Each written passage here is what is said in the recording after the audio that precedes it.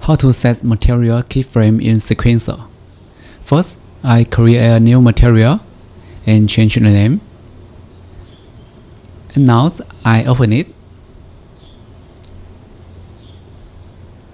Next, I select this one and change the material domain. We select a light function. And now I press 3 key and left click to create a color. And I set it to red.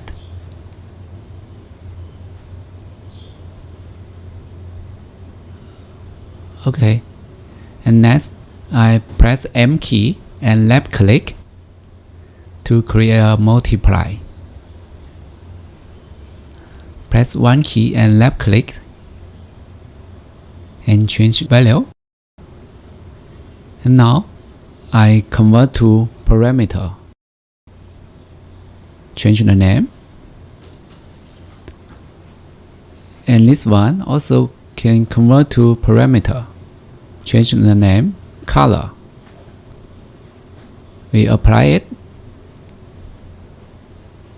Next, I drag this material to sphere and I turn off this light. And next, I create a new level sequence. And I drag this sphere to sequencer.